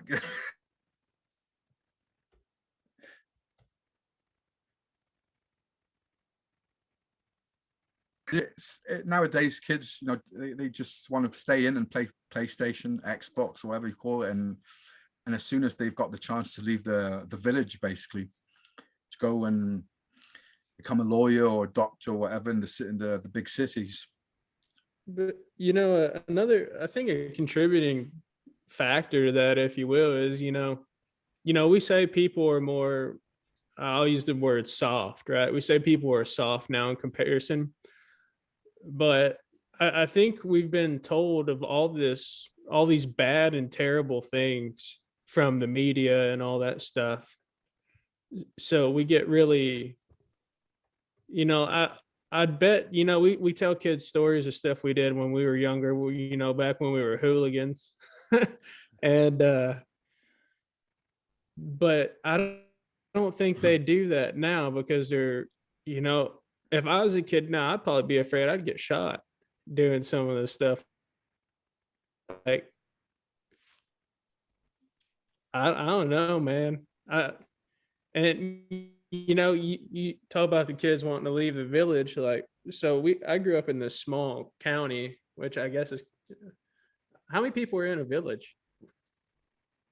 Like on average, would you say? 400, sometimes even less. So in our county, which had like three towns in it, it had we had 10,000 people, and that's in the United States. It's not incredibly small, but it's small, right? And it's just there's no way that these kids could do what we were doing then. And we all wanted to leave the county too. We said, oh hell, we gotta get out of here, there ain't nothing here. And I look back on it now and I'm like, I wish I still lived there. So maybe they'll come around, give them a few years. I doubt it because I don't know in how it is in the States, but literally, like, nowadays they're literally loads and loads of villages are dying because it's only old people living in them, and the children have moved to the cities, and that generation would visit on weekends, but that's it. But the following, their children wouldn't visit at all because they would hate it. As soon as they turned 18, they would literally say, "Nah, I'm not going. I'm staying here. I'm staying put." So it's and the cities here in Europe, at least in Europe, are growing bigger and bigger and bigger every year. So it's sad in a way, but it is happening. That's what's happening. You guys just need a redneck infusion. We need to come over there with some tractor poles and like I said, get out get out some please do.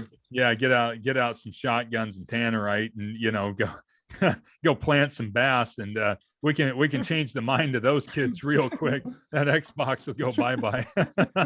Please do. Yeah, bonfires and well, and I think a lot of it, like John was touching on, and even you, Jason, both of you guys are spot on with this. There is a lot of popular media that portrays the country life, if you will, the rural life as not being as appealing, and the rural culture, the rural society, that is really where we all came from, was that agricultural rural society where, when you were a kid, you guys were painting numbers on piglets and doing all that stuff. Most kids would be appalled to even grab a piglet now. They'd be absolutely terrified. They're like, oh, I'm not going to touch that. It's like, yeah, but you'll eat a pork chop, right? You'll eat bacon, right?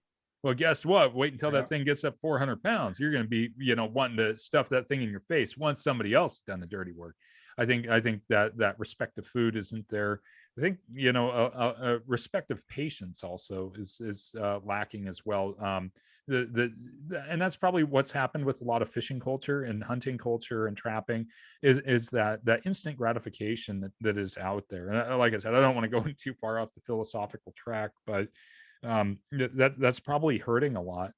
And the thing that I'm not sure about, as far as that goes, is that there's a very concerted effort to keep people in angling and hunting here in the United States. There's some great organizations that are doing a lot of work. Even the individual states here with their departments of fish and wildlife, the game wardens, they actually are trying to get more people to purchase fishing licenses, hunting licenses, go through hunter education, learn about proper fishing technique, legal fishing techniques, everything else, because there was that stigma that It's good.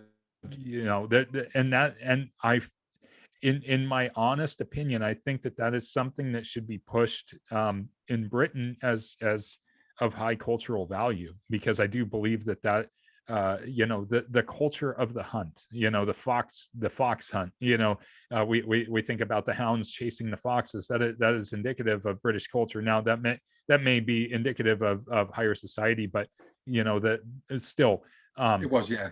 yeah, but It was still, sort of the upper class they used to do.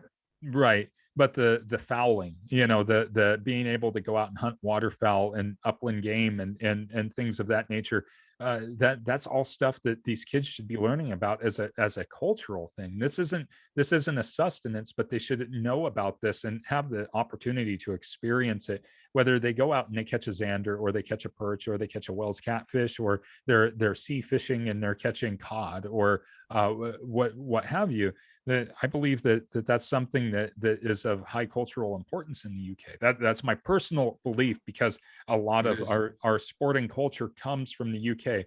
Our waterfowling, our upland game bird hunting, our many of our sporting dogs are of English descent. The English did not breed these dogs, just because they look cool. They bred them for a purpose, and that was to hunt. And they did a magnificent. The breeders in early Britain did a magnificent job of breeding these. So there's this whole great culture, right? Now, overarching culture of the outdoors Yep. in Britain. I would love to find out how we could, get some more people fired up on that, because I think that's a really important thing. That's just get those kids out there, and it's cool that you're taking your kids out too. Yeah, you might have one that's like, oh, I know how to fish, but whatever. But I think it's super cool you're taking your kids out with you. I mean, he's more into to he's more into other stuff, like he's a teenager. I mean, he's going out with birds, and he's into he's basically got other stuff to do instead of and he loves basketball, so he's always playing basketball. But yeah, it's I think that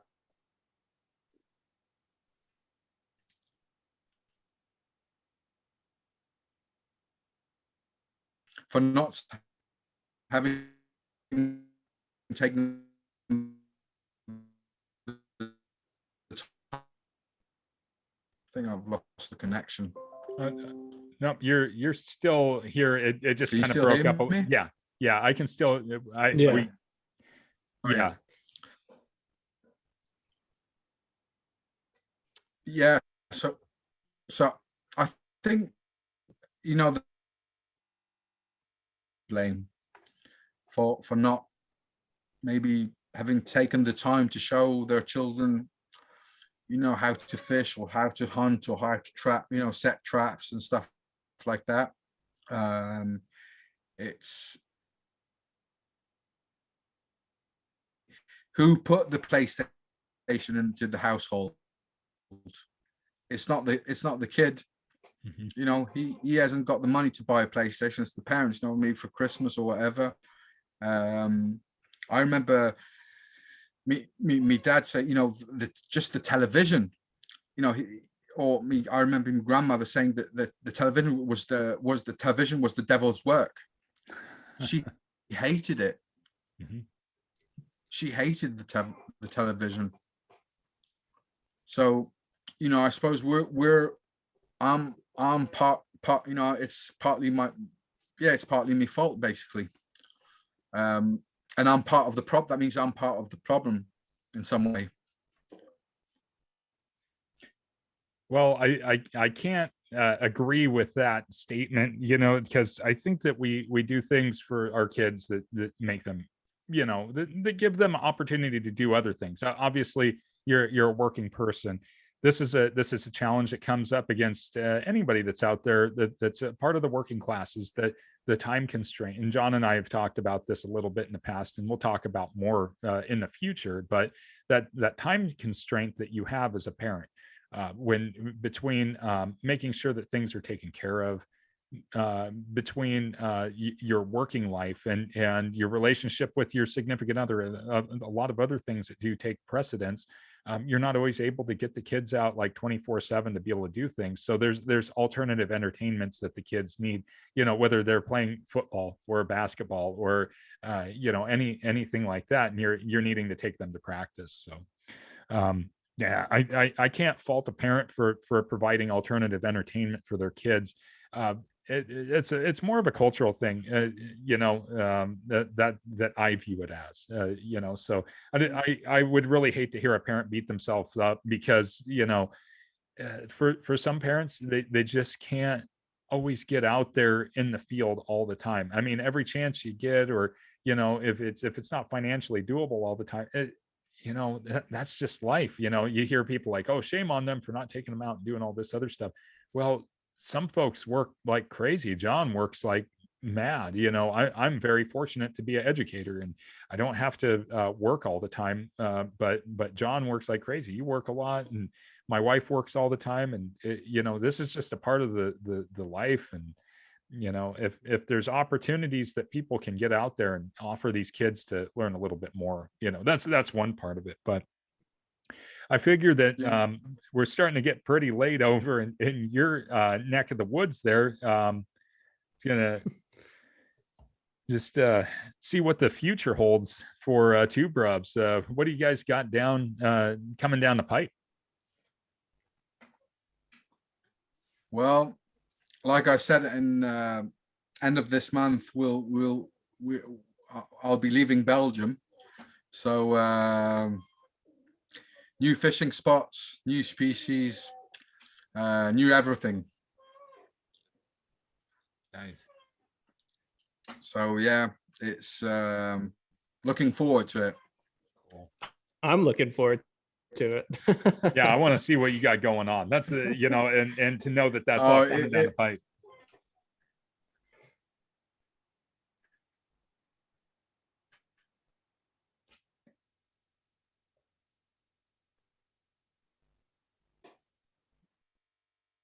So I So lost you there, mate.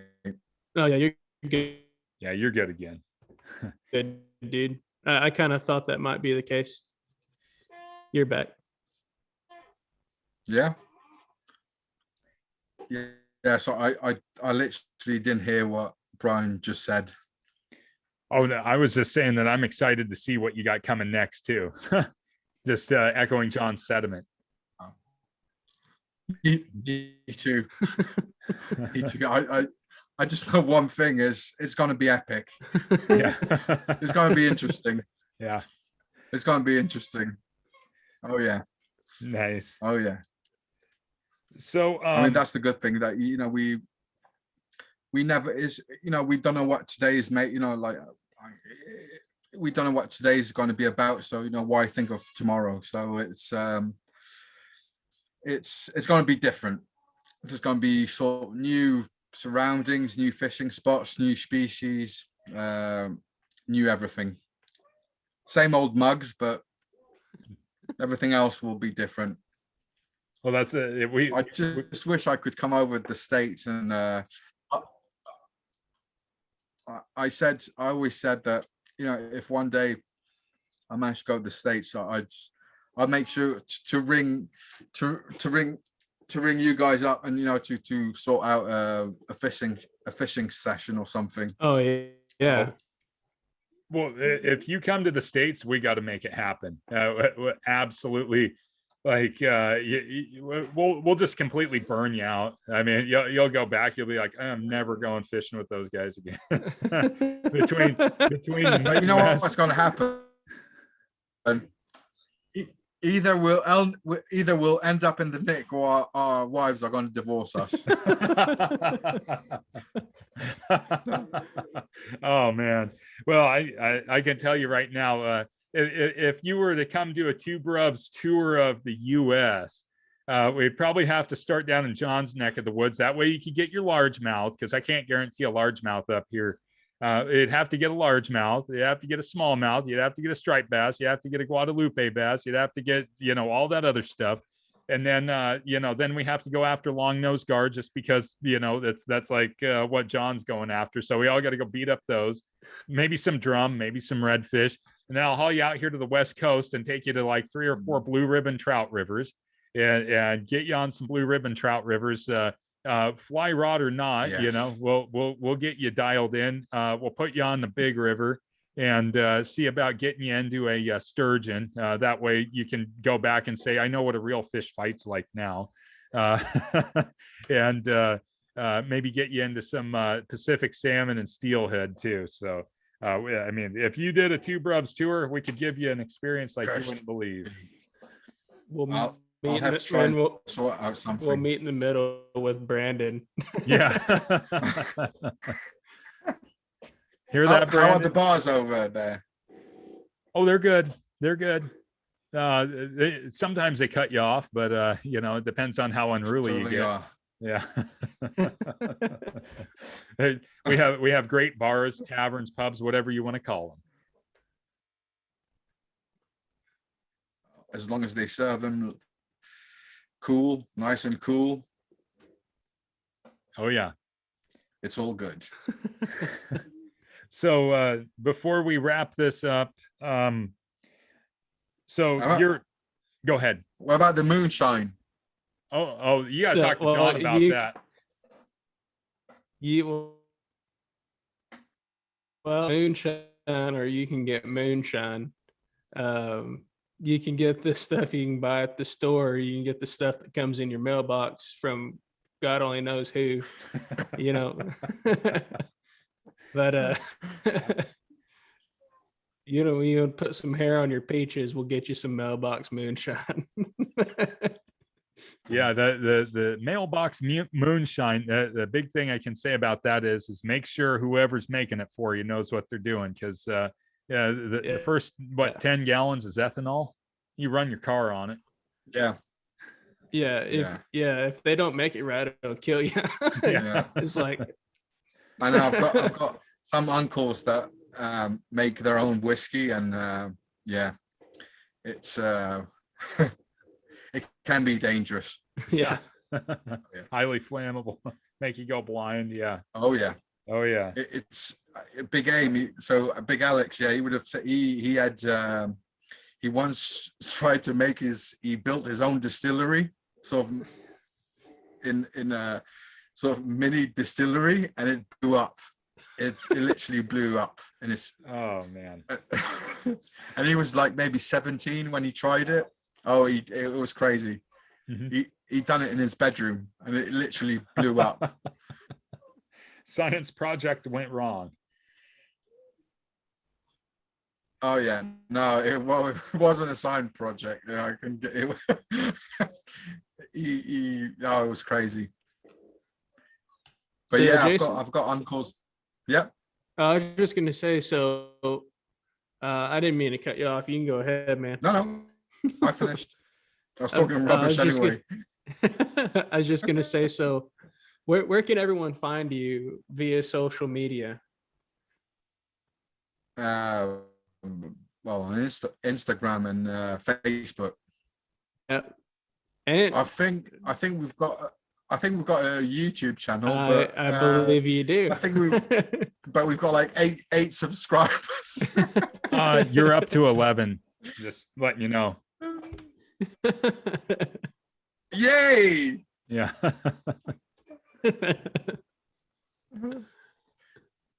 So yeah, you have the YouTube. You have it's a start, isn't it? Yeah.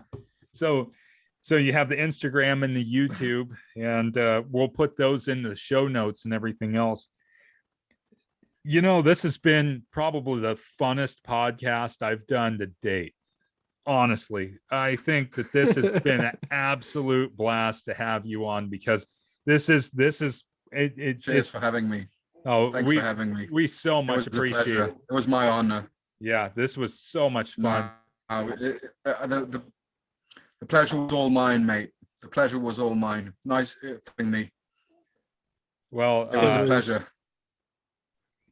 We're going to be putting all of your info in the show notes and sharing this out with everybody when this podcast comes out and then when we get it live. So, to our listeners out there, please get over there, follow Jason, follow Big A, get on with it with the 2Bruvsfishing. These guys are absolutely awesome.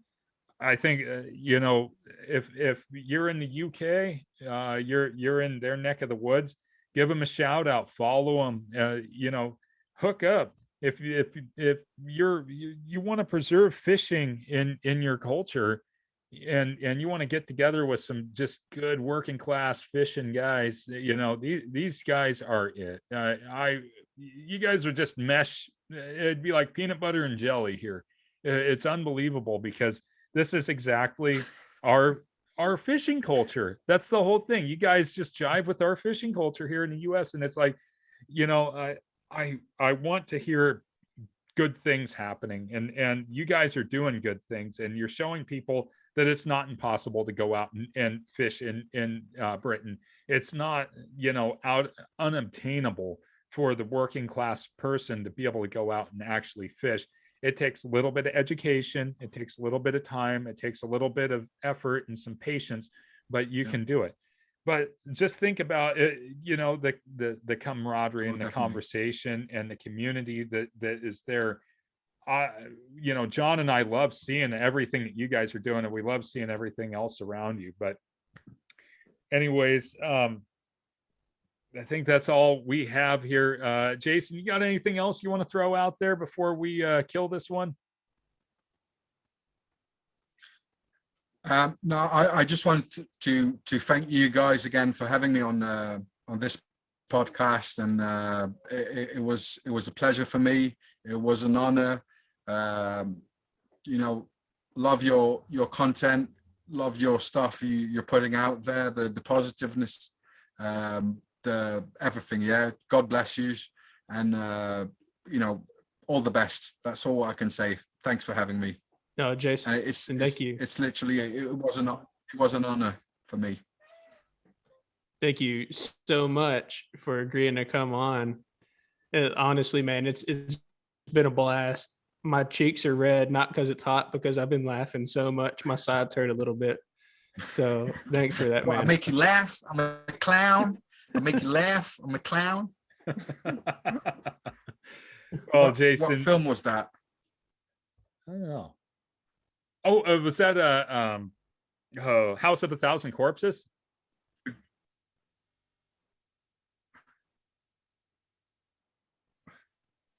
I can't remember which film that was. I thought The Goodfellas. Oh, Joe Pesci. Oh, okay. I don't know why I was thinking my whole of clowns. life, as long as my whole life, as long as I could remember, I always wanted to be a gangster. All right, folks. So, Jason, thank you so much, and thank you for always thank you for the support. Thank you, Brian. Thank you, John. All right. It was my pleasure. It was great. It was great seeing you online in real. God bless you. You too, bud. Yeah, thank you so much. All right, folks. So that's going to wrap it up for this episode of the Working Class Fishing Podcast. Make sure you slide over to Instagram, follow us at Working Class Fishing, or go over to YouTube. You can follow us there at Working Class Fishing. You can also email us. Can I just say something? Yeah, go ahead. Brandon, send a new bottle. Mr. Dust Off Fishing, Brandon, our friend Jason needs a fresh bottle here. So anyways, you got any questions or you want to add, or you got a guest suggestion for the podcast, make sure you email us at workingclassfish@gmail.com. Until next time, folks, thanks again for joining us. Hope you guys all have a wonderful day and get out there and catch some fish. Thanks, guys. See ya.